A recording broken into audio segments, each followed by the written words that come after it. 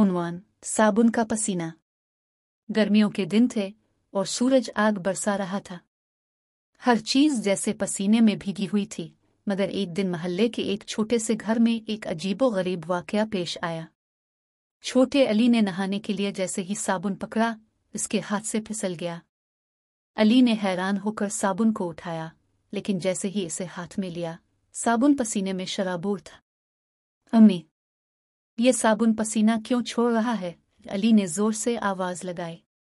अम्मी किचन में खड़ी हंडिया में चम्मच हिला रही थी। उन्होंने हैरान होकर अली की तरफ देखा। साबुन का पसीना, ये क्या कह रहे हो? अली ने साबुन उनके हाथ में दे दिया। वाकई साबुन गीला था, जैसे पसीना बह रहा हो। अम्मी ने हैरानी से उसे देखा और कहा, बेटा, शायद नमी की वजह से गीला हो गया है। मगर अली को ऐसा नहीं लगा।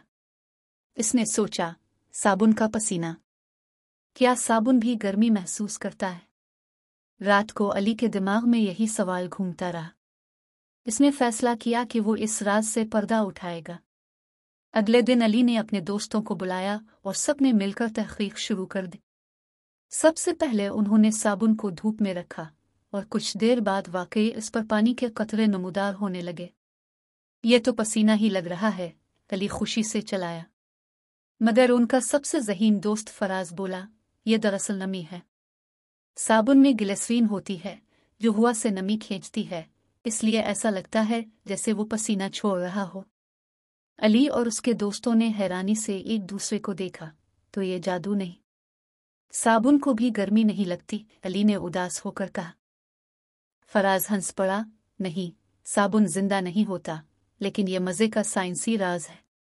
यूं अली ने न सिर्फ एक दिलचस्प हकीकत जानी, बल्कि सीखा कि साइंस कितनी हैरत अंगेज हो सकती है।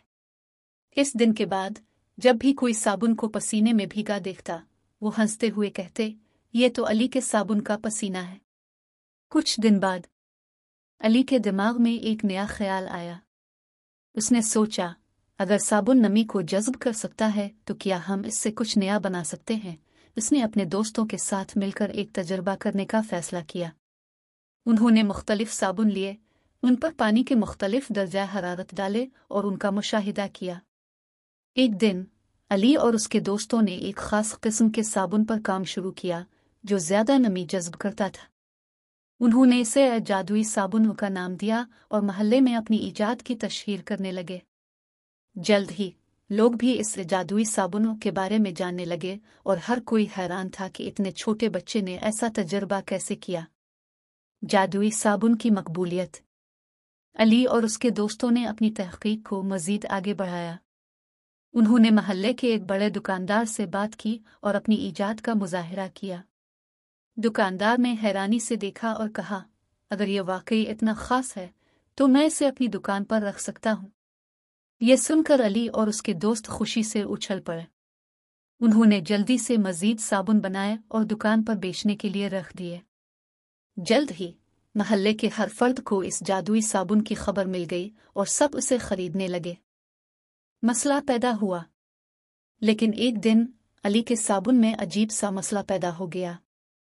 कुछ साबुन अचानक ज्यादा गीला होने लगे और खरीदार शिकायत करने लगे। अली और उसके दोस्तों ने फौरन अपनी तहकीक दोबारा शुरू की। उन्होंने मुख्तलिफ मवाद का तजुर्बा किया और आखिरकार एक नया फार्मूला ईजाद किया, जिससे साबुन ज्यादा देर तक महफूज रह सकता था। अली का ख्वाब। अली ने ख्वाब देखा था कि वो बड़ा होकर एक अजीम साइंसदान बनेगा। इस छोटे से तजुर्बे ने इसके अंदर तजस्सुस और तहकीक का शौक बढ़ा दिया था। इसने अज़्म कर लिया कि वो मज़ीद साइंसी इजादात करेगा और दुनिया के मसाइल हल करने की कोशिश करेगा।